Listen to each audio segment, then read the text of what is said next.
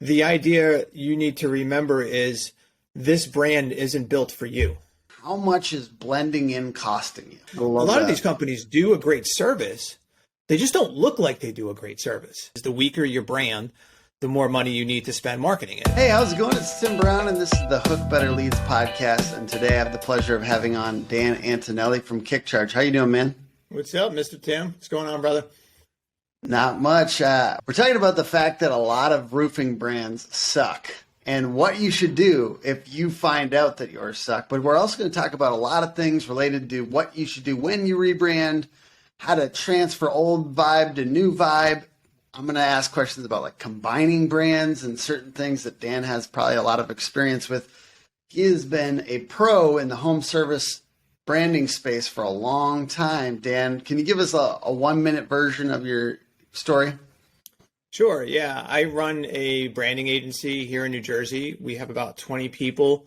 We're rapidly approaching, I think, over 3,000 home service brands that we've created over the last 27 years. We're at the point now where we probably do about 200 to 250 brands per year. We have five full-time brand developers on staff. We have writers. We do a lot of naming. We do taglines. We do brochures. We do collateral.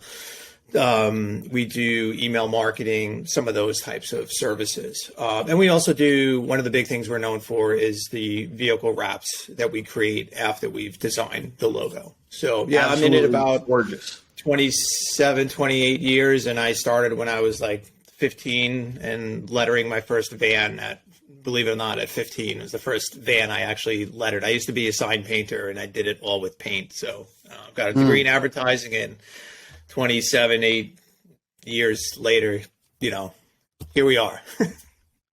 Awesome, Dan. Between refreshing an existing brand and doing a complete rebrand, when is it appropriate to refresh and when is it appropriate to rebrand? If you could kind of give some basic principles. Sure. Yeah. You always want to look at what existing brand equity a company has, if it's worth leveraging moving forward. So do they have something or an aspect of their existing brand that has merit, that has value, that we don't want to just throw away when we're thinking about a rebrand? So I think I want to kind of just do basic on brand here. We're talking about the logo. We're talking about the colors, the fonts, the general collateral that you use to basically like get the vibe of your company out in the world, and making sure that's consistent is really important. Dan is really helpful with that. But you said a lot of brands think they have brand equity, but they don't. So how do I know if I'm one of those? And a lot of times it's the name. Your name is not sticky and memorable. So how do I know if I don't have actual naming?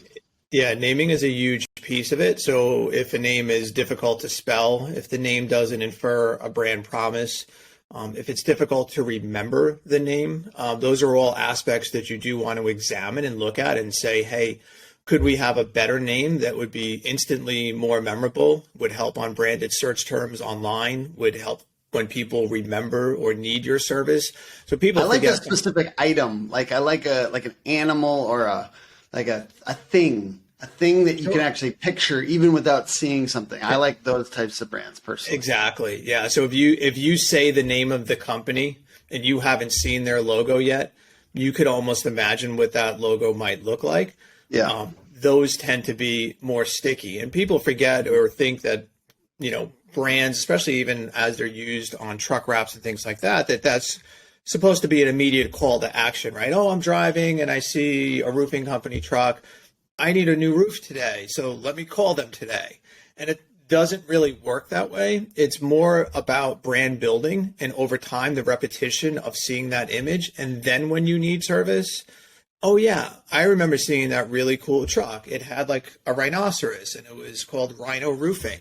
And that made me like think that they do something different than someone else. And it stuck in my mind. So like now. Hey, that brings up a good note, which there are like 7 Rhino Roofings. So what about like how unique does it have to be in the United States? And it should be 100% unique. You just make it unique for your state. we do a lot of naming. We'll probably name 50 companies this year or more, but our benchmark is federal trademark registration. So we look for names that we know that our clients can register on a national level, even if they have no intent of going beyond their particular state. Of course, statewide, we need to make sure they can use too, but I want that name to be locked up so no one in the country can use that same name. That's our benchmark. In your case, you got Charge, which is a good visual idea, but then Kick. Those are both visual things, and you combined them. So is there a way that you could modify, like maybe your Blue Rhino or whatever happens to be? There's 100%. ways to modify things and still keep it tight, still keep it simple and sticky, and maybe 100%. even more sticky if it has a qualifier, if it has a description, if it has an adjective. And I think especially within the roofing space, there's such an abundance of logos that are very similar to one another. And therefore it becomes like, I know that's painfully obvious, but therefore it becomes harder for you to have something that feels different when everyone else is using that same piece of stock clip art with the 3-peak roof and you put your logo underneath it.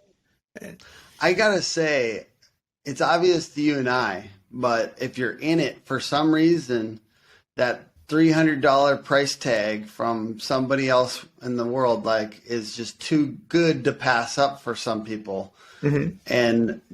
But you really have nothing that sets you apart. We should always be looking at how to differentiate ourselves from somebody else. Sure. That's really, really important. And I think it's counterintuitive also, Tim, right? So if I'm a roofing company, I think my logo should look the way all other roofing company logos look, right? Because that feels natural to me. Yeah. Right. So why would I do something completely different than the way all these other companies are doing it? And that's how you disrupt. That's how you do something. If people have read the Purple Cow by Seth Godin, that book speaks about the idea of if you were driving on a countryside and you saw the first cow and you're from the city, you saw the first cow and oh, wow, look, it's a cow. And then you keep driving and you keep seeing more and more black and white cows. And by the time you saw the 50th black and white cow, you stopped caring. You stopped looking because they all look the same. But then suddenly there was a purple cow. Now what happens? Now what happens to your field of vision? Now all of a sudden you're like, wait a minute, what was that? I've been seeing all these black and white cows. Now there's a purple cow. And it's the same idea when you think about branding for roofing contractors is how do we create something that feels not just like what everyone else is doing and therefore more likely to be memorable? Hey, I love that so much. Purple Cow is the first marketing book I ever read, by the way. And one time I got Seth Godin to contribute video to one of my expert roundups. So that was super fun. Wow. That was a moment for me. That's awesome. It's crazy. If you just reach out to people, sometimes some people respond. It's kind of weird. Okay. So I have 3, I want you to help me live name my roofing company if I ever have one, which I probably won't, but I have 3 ideas for a name. Help me choose the name on this podcast. Okay, here it goes. Okay. Skeleton Roofing. Okay. Skeleton Roofing. It's available, the .com. It's going to get stolen. I'm going to have to get it if you choose that one. 2, Sun Shower Roofing. Could be roofing and solar. Could be roofing and solar. Sun Shower. Okay. 3, Winmore Roofing. Winmore kind of sounds like a high-end, gated community or something like that, but it's also in roofing. Winning more could also mean, with the insurance company. So Winmore Roofing. So out of those 3, and I know you've seen a lot of names, and I'm sure that there's a better one, but out of those 3 names, Skeleton Roofing, Sun Shower Roofing, and Winmore Roofing, which would you choose and why? So skeleton, I would say no, because the idea of a skeleton is not very friendly. It's very masculine in nature. I could see it being maybe cool with, My audience right now is roofers, so it's usually guys, but then So like, they may think, oh man, you could do something badass and like it'd yeah. be super dope. Like that Okay, mentality. the one caveat I've got is like that it would be a little skeleton heart, and there would be a heart inside of like a chest cavity. So it would be cute. We'd make the logo cute. That's not helping. Okay.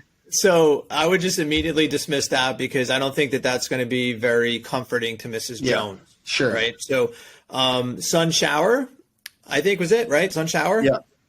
So I like sun shower out of all of them. I like that one the best, but I'll tell you why, because I can immediately envision a specific visual to go along with it. Yeah. So I can use bright colors. I can make it cheerful, and I can make it feel different than the way most other roofing contractors are branding. So it wouldn't have probably a roof line, or if it did, it would be something that the sun would play the larger dominant role in something like that. And then the third one you had was, what was it again? Win more, but it's not Win as more. sticky Yeah. because it's not a specific thing, but you could use like a little metal or something like that. It almost feels like it could be someone's last name. Yeah.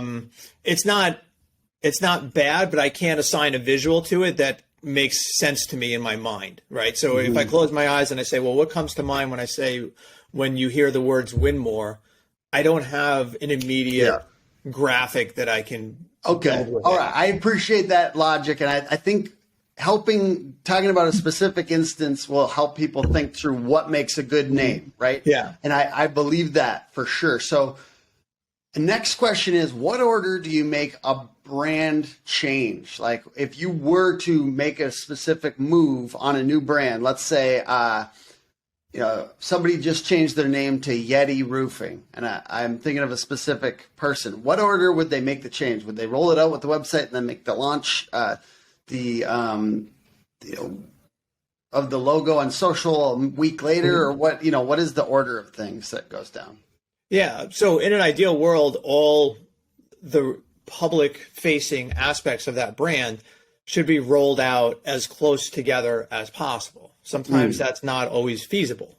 Sometimes you have to remember that there will be instances of the old brand that will still be living in conjunction with the new brand. For example, if you've got 10 trucks that need to be rewrapped, it may not be feasible or economically prudent for you to rewrap a 10-year-old truck because you're getting rid of it next year. So it does hurt my heart when I see one of those old McCullen brothers in Minnesota that have your wraps, and then I see the old one and I'm like, oh no.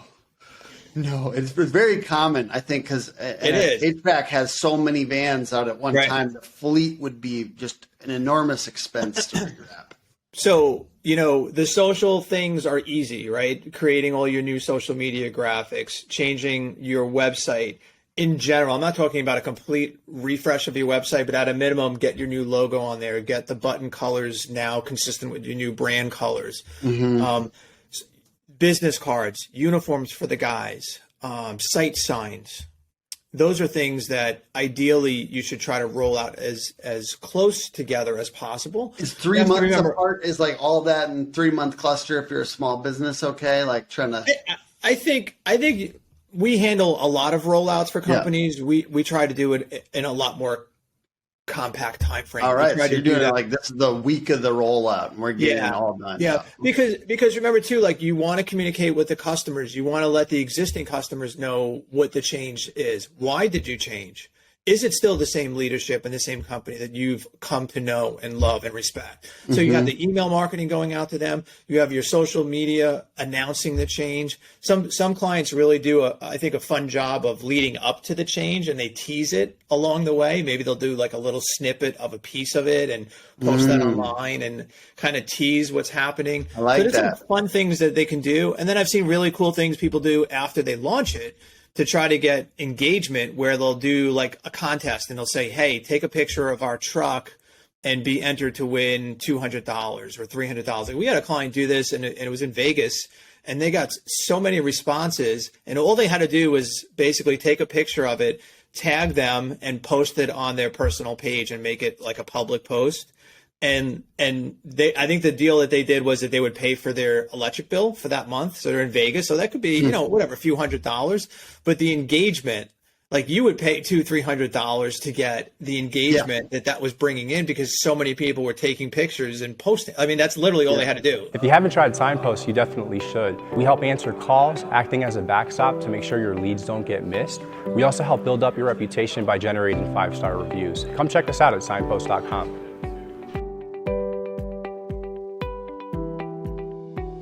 I'm going to tease we're going to do a jingle contest, I think, in the spring. I'm thinking about giving away something very cool for it. So like kind of baller. So just teasing that for anyone watching this and your musical. We already have a jingle, but having somebody do it in a different genre or their own cover of it. Okay. I'm excited about that. Also, it seems like logo, like side-by-side posts do really well, but I also feel like it's atrocious to let like just the general public choose. You know what I mean? Usually it's a little bit like they're like put 2 up and it really drives engagement, or like 5 up, you know, and they're like, which one do you like best? And everyone likes to weigh in, but everyone should not be making this decision. But how do you feel about that to drive engagement? Does that drive you nuts? Yeah, it drives me nuts, mainly because when you do something like that, there's no context behind it. So there's no why. Well, why did you pick these colors? Why did you choose maybe this mascot? What's the brand story that's going to be developed with these visuals? And that are can't you be the actual ideal customer, or are you a 48-year-old male and we're talking to a 38-year-old female? Well, or, that you know, part like too. it's really who is it for that's such an important abiding question in these talks about brand. And that's a conversation we have almost in every beginning of every engagement. We say, listen, the idea you need to remember is this brand isn't built for you. So you've got to get over the idea that what you like is the most critical, determining factor. It's not. It's who you're selling to. So put yourself in their position.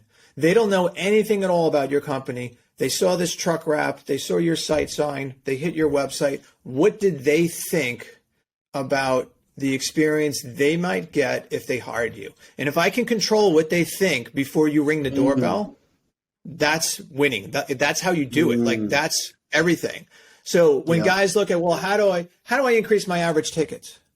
Well, we just raise your prices. Okay, well, does Mrs. Jones think that there's a reason why she should pay you and your roofing company more than the other 2 estimates that she got? What are we doing to have her feel like there's value in what you provide in comparison to these other companies? How you present yourself, what your story is about your company, your values, your mission, all those things go along towards why that branding is so important. So like we've seen crazy instances as far as like what the average tickets were for some of these companies before we rebranded them and what they are after. And it's almost like night and day, right? Because a lot of these companies do a great service. They just don't look like they do a great service. So what would happen to your roofing company if you looked as good as actually the work that you performed? Like how much could you charge then? And that's the disconnect. Like a lot of these guys do great work. If I had to judge them by their trucks and the way the guys are dressed or their business cards or their website, I can't get there. Like, I don't think that they do good work.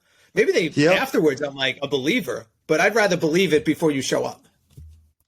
Yeah. And some people have said like our website is so nice that some people think they can't afford us.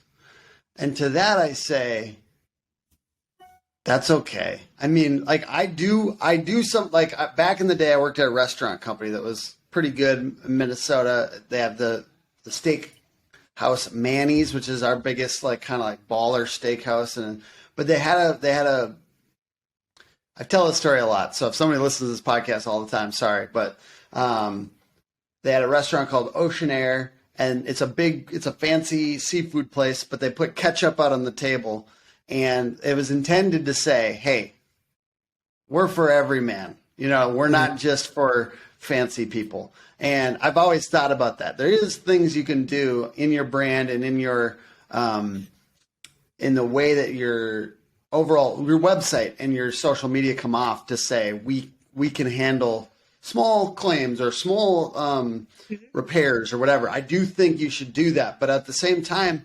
good design is like you're saying, Dan, is helping price condition people. They're expecting a little higher price, and that's a good thing. You want them to expect higher service and higher price from the branding, which is actually a real thing.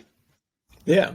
It's the same reason why we don't like names that are called budget or affordable, because you already set the expectation that you were the cheapest guy in the market, right? So, I mean, unless you want to be the cheapest guy, but like, think about the promise that your name instills and work from that perspective. What does it say about the experience that I might get? So it's really, I think, like I said, there's so much great information about how to successfully run a company, how to run the job, how to run the sales call, right? But there's not a lot spoken about how we can control so much of the perception of the company before you even get to ring the doorbell. So anything that we can do to help with that perception, is going to be a win for you, because the reality is, most roofing companies are not investing in their branding. They're not investing in how they're perceived to the people they're trying to sell to. And, at the end of the day, because of that, they need to spend more money on marketing. And that's the other aspect of it, is the weaker your brand, the more money you need to spend marketing it. It's like proven like time and time again. So if I can build a disruptive brand that is sticky, you'll need to spend less money marketing it, and you'll actually get paid more money for your work. So and just always like anything that's organic too, and brand facilitates all organic things. It facilitates social media spread, because people want to be associated with higher end looking things. It helps you on a lot of things that are related to organic, and we talk about brand. If you have a good brand, Google actually looks at that. And it's a little bit of like the shadow of the brand, because we're not talking about any visuals. We're not talking about colors. We're talking about name and reputation. So as brand affects name and reputation, the better the brand, not only from your reviews and stuff like that, but also from brand mentions out on the internet. The more a brand is mentioned, and the more Google can track that back to a particular entity, like a website. So if it is a unique brand that no one else has, that it can associate with a website, your organic does better. 100%. And the more people can remember your name, the more they Google your name, it also helps your organic. So there's a lot of sticky things around a good brand that really help your organic marketing in so many different ways. That's just why the naming also becomes so critical, because the more generic the name, the more you're fighting for that organic branded search keyword, right? So you see even guys calling themselves like, well, the best roofing company. And you're like, wait, that's the name of the company?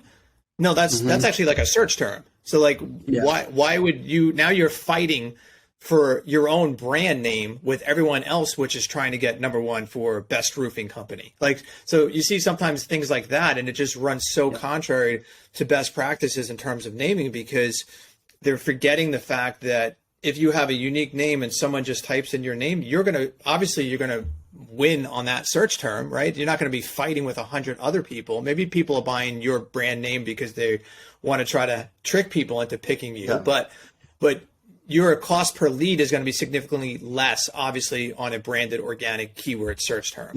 And we see crazy results in terms of you launch the brand and then there's a huge spike right as the new brand rolls out, and it's been flat, and then boom, like it triples, doubles, whatever the number is. Like sometimes it's 10x, because they were blending in so much, nobody even knew who the hell they were. And now all of a sudden, instant impact. So people forget the relationship in your world too, like as far as how strong the brand is and how it relates to their digital marketing strategy. Like, well, those are two different things. Well, no, not really. They're totally related. So again, the weaker the brand, the more money they're going to spend on LSA and PPC and all those other things. Yeah, and people need to know, I've got two really good questions still coming here, but people need to know that Dan is not just some random branding person that I brought onto the site or onto this podcast. I am not in a habit of bringing other marketing people on here too much. Dan and Kickcharge have a strong brand themselves, have been proven out in the home service industry, and that this guy is the preeminent expert, I believe, in home service branding. You also have a book. So before we get to these last two questions, what is the book and how do people grab it? The book is called Branded, Not Blanded. And it's on, there it is. Right. So it's Awesome. on Amazon, or you could actually get it from our site at kickcharge.com/books. And you can basically, it's a roadmap on everything a home service company should be thinking about when it comes to branding their home service business. So it's specifically written for a home service owner. It's not about corporate branding. It's not about any other industry. It's 100% focused on home service. All right. How do you transfer brand vibe from an old brand to a new brand? And when do you do that? Do you do that sometimes where you like pull the old colors and pull them in? Yeah. Especially if they're colors that are unique. Like, some people might say, I've got 20 trucks out there and I want it to at least kind of feel like or like I don't want to have to like change the color on everything. Yeah. So if it's a unique color within their market, then absolutely I want to try to leverage that. It'd be silly to throw away that equity. So you have to look at that. Like we look at the market as a whole. And if I see, if we're going to use HVAC as an example, just for argument's sake, HVAC is a market that's littered with red, white, and blue brands. Very, very difficult to own. So if you come to me and you say, well, everything I have is red, white, and blue, I'm going to say that's great, but I don't know that you own red, white, and blue because there's 10 other competitors in your market using red, white, and blue. And plus red, white, and blue is also associated with Americana and other things that are unrelated to your specific brand. So we look at, is there something of value in your existing brand that I can fix and leverage moving forward? And if there is, great, let's use it. Like I don't immediately throw away everything that people come to us with if there's something of value that I can leverage, of course, right? I want to leverage as much as I can. But if there's nothing of value, then yeah, we're going to start over. And like an example I had was like, let's say in your area, a particular kind of green, yellow, bright look was like, you guys have it. Not a lot of other competitors do. Yeah. That might be something to pull in on the new brand. 100%. Right? Like if you kind of owned that and there is kind of some, exactly. There's not often always equity, especially if your name is bad and not sticky. But if your brand is, like if there is something to pull, you guys pull that. Yeah. A lot of times there's more equity. I was going to say a lot of times there's more equity in the color scheme than in the actual branding. So like you said, if it's a unique color palette, I want to keep that if it makes sense to keep it. But sometimes the aspects of the logo, like if it's roofing and they're using a roof line, well, everybody's using a roof line. Why is that unique to you? And so that might be something that I wouldn't keep. All right. So I've got an example for you where I can't say specific names, but two companies are combining. And the company they're combining to, the brand is actually a little, or their revenue and stuff like that is smaller, but they're going to pull that brand in. And then they're dissolving this other brand that might be a little older older as well, is going away. And it had a very specific color palette and stuff like that. So combining brands and like, how do you do that? What do you have any just insights and stories that you've had from combining brands? How to do that in a way? You said make an announcement or something, and like, how do you do that basically? Big question. In that particular instance, Tim, are they going to be using any of the names? These two companies are combining. They're using one of the names. They're using the smaller company's name that they believe is better. Okay. But they're pulling it in and making it the overarching kind of canopy for the two companies, now going forward. So then this is really where the communications to the existing customer base and the community is really important. So you have to let them know why this change is taking place. What does it mean for them? What does it mean for their warranty, right? That's a really important question, is the warranty question people don't even think about, right? Because if I'm the homeowner and I see that this company is no longer in business, Now I'm like, well, shit, what about the 10-year or the 20-year warranty that they promised me about no leaks or whatever the case may be? Yeah. So the communications to all the customers, every single client in their database has to be done. Like, you have to communicate them. We typically do direct mail, and then we also do email marketing at a minimum, right? So now you're notifying everyone that you've done business with, hey, this change is taking place. Here's why the change place. Like, what's the benefit? Like, why do I give a shit, right? But the benefit is, well, we have more services now, and combining these trades will make us better. Like, you have to spin it in a way that's a positive for them, and help them understand why this change is taking place. So we look at things like that. But I'll give you an example. Like in Vegas, there's a company out there. It was 3 companies combining into one.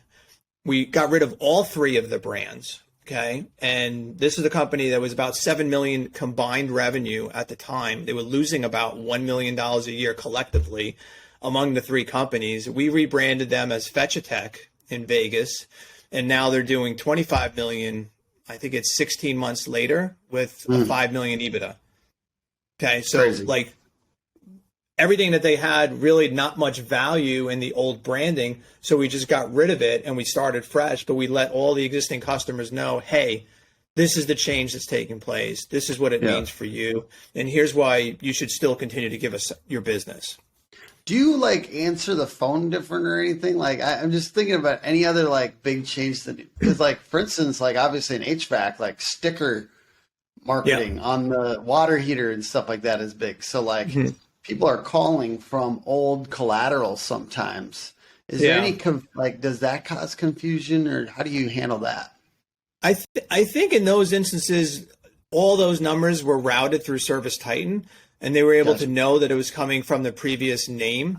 And so they were able to answer the phone, I think, differently and let them know, oh, we used to be called, I think it was Climate Experts was one of the old names that it used to be called. Again, so making sure, hopefully that doesn't happen though. Hopefully they already know because they've got the mail, they got the email marketing, they know that this change took place. So totally. Anything else that you wish roofers would just know about roofing? We can do a PSA right now for anyone.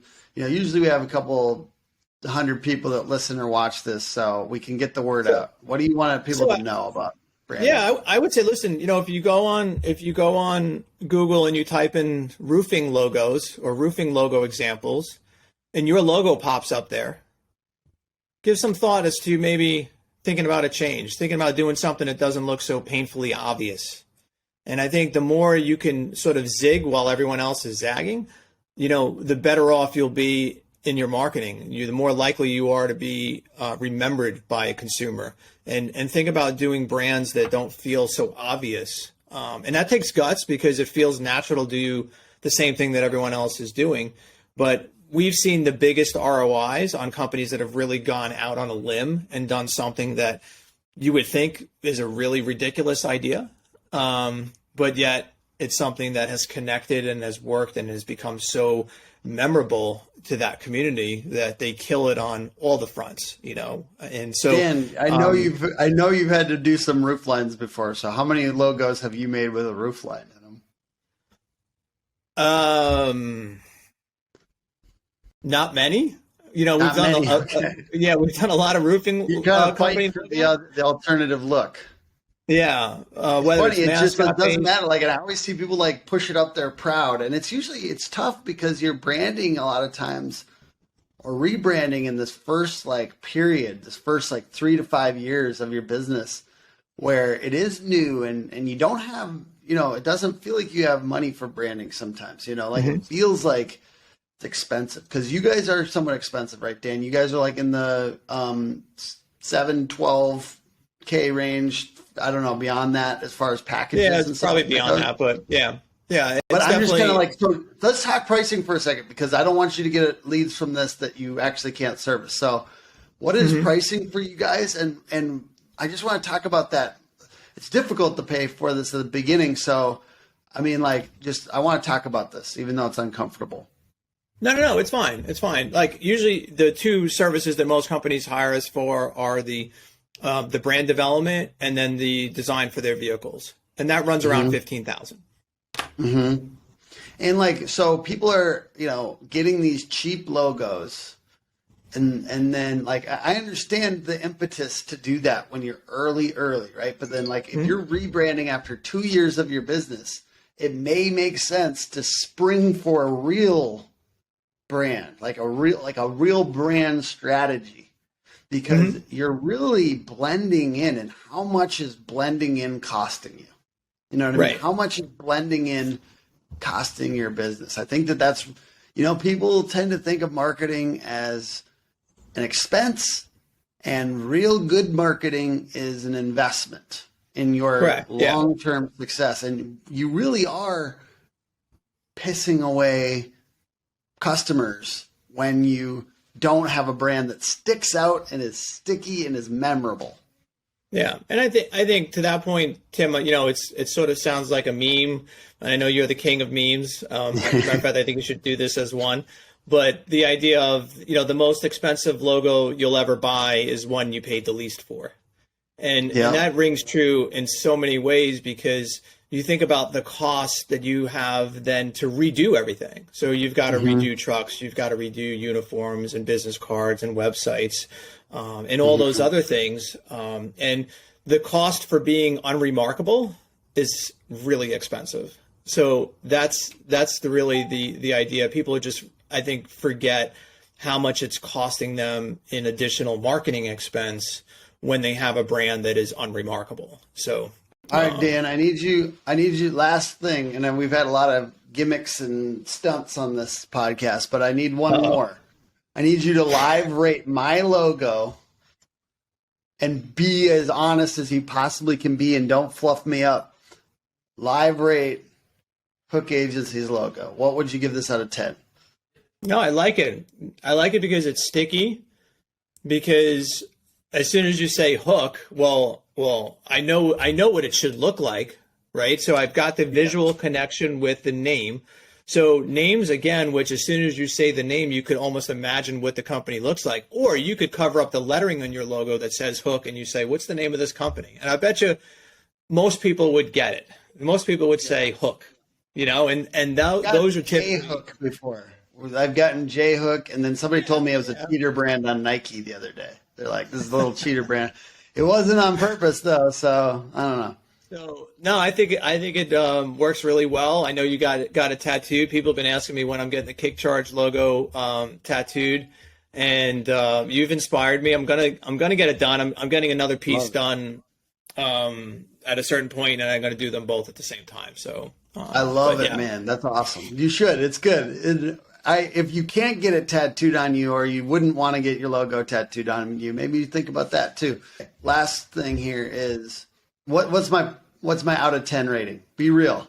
Don't think about it. You're talking to me. Talk to the audience here. What would you give for the logo itself? Yep. And brand and logo. Yeah. I think it's 9. It's really good. It's hard to get 10. It's really hard to get 10. Yeah. No, I shouldn't be a 10. I would assume it wouldn't be. No, but I appreciate you being on today, man. Thank you so much. What's the .com and socials for people? Sure. It's kickcharge.com. And on Instagram, I think it's Kickcharge Creative. Awesome. I believe it could be a 10 if I was doing it with Dan. I wish Dan would do my fake roofing company for me. I wish Sun Shower Roofing would be branded by Dan. That would be sweet. We'd do it as a stunt, and he can, get more clients from that exposure, right? I give all the graphic designers when they're just starting out, everyone always comes, he'll be great exposure. And then you're like, no, I don't want to do that. Yeah. You should trademark those names, by the way, before somebody steals them. Oh yeah.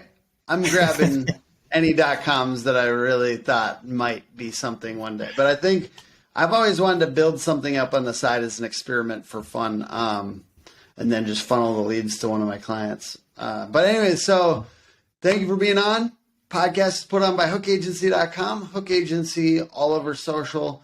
Incredibly grateful that you watch and listen to this, rate and review, etc. Bye. Thanks, Tim.